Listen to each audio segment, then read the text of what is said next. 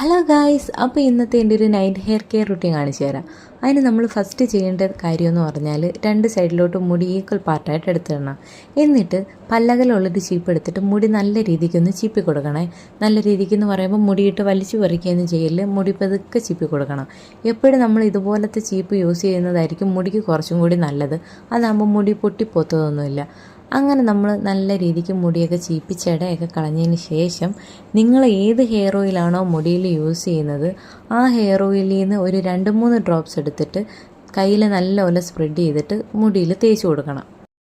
എന്നിട്ട് നമ്മൾ മുടി നല്ല രീതിക്കൊന്ന് മസാജ് ചെയ്ത് കൊടുക്കണം. ഒരു 5 മിനിറ്റോളം ആ എണ്ണ തലയിൽ പിടിക്കുന്നത് പോലെ ഒന്ന് മസാജ് ചെയ്ത് കൊടുത്തിട്ട് തലയോട്ടിയിലൊക്കെ നല്ലപോലെ പുരട്ടി മസാജ് ചെയ്ത് കൊടുക്കണം.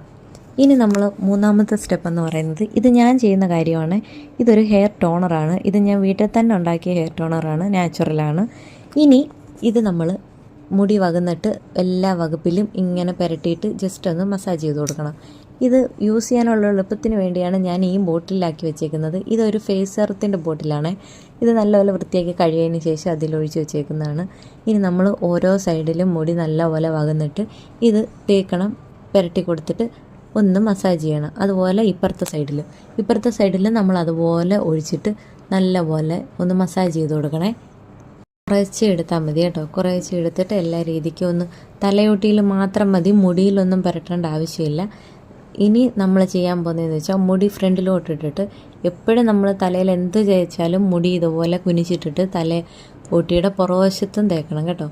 ഇനി നമ്മൾ മുടി കുനിച്ചിട്ടിട്ട് നല്ല രീതിക്ക് തലയിലും കൂടെ ഒന്ന് പുരട്ടി കൊടുത്തിട്ട് മുടി നേരെ ഇടണം. നേരെ ഇട്ടിട്ട് ഇനിയാണ് നമ്മൾ ഒരു 10-15 മിനിറ്റ് ജസ്റ്റ് ഒന്ന് മസാജ് ചെയ്ത് കൊടുക്കണം. നല്ല അടിപൊളിയാണ്, നമുക്ക് ഉറങ്ങാനും ഒക്കെ നല്ല രീതിക്കാണ്.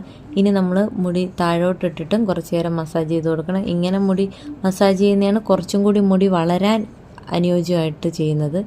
ഇനി നമ്മൾ നല്ല രീതിക്ക് മസാജ് ചെയ്തിട്ട് കുറച്ച് നേരം മുടി ഇതുപോലെ അങ്ങ് അഴിച്ചിടണം കേട്ടോ. അഴിച്ചിടണമെന്ന് വെച്ചാൽ ഒരു 5 മിനിറ്റ് ജസ്റ്റ് അതൊന്ന് തലയിലൊന്ന് ഒബ്സർവ് ചെയ്യാൻ വേണ്ടി അഴിച്ചിടണം. ഇനി ഞാൻ മുടി കെട്ടാൻ പോകുന്നതാണ് കാണിച്ചു തരുന്നത്.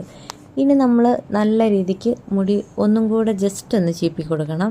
കാരണം നമ്മൾ മുടി കെട്ടത്തില്ലേ, അതുപോലെ അമ്മ കെട്ടില്ലേ അതുപോലെ കെട്ടി വെക്കുക. വേറെ പ്രത്യേകിച്ചൊന്നുമില്ല. അതുപോലെ കെട്ടി വെച്ചിട്ട് നിങ്ങൾക്ക് കിടന്നുറങ്ങാം. അത് ഓരോരുത്തരുടെ ഇഷ്ടത്തിനനുസരിച്ച് കെട്ടിയാൽ മതി. ഇതുപോലെ കെട്ടി വെച്ചിട്ട് ഞാൻ കിടന്നുറങ്ങാറുണ്ട്. ഇനി രണ്ടാമത് കാണിക്കുന്നതെന്ന് വെച്ചാൽ നമ്മൾ സാധാരണ മുടി പിന്നിടില്ലേ, അതുപോലെ പിന്നിടുന്നത്. അതും മുടി നല്ലപോലെ ചീപ്പിയിട്ട്, ഇപ്പം നിങ്ങൾ വിചാരിക്കും അത് ഹെയർ ടോണർ തേച്ചുകൊണ്ട് മുടിയിൽ നനവ് കാണുമെന്ന്.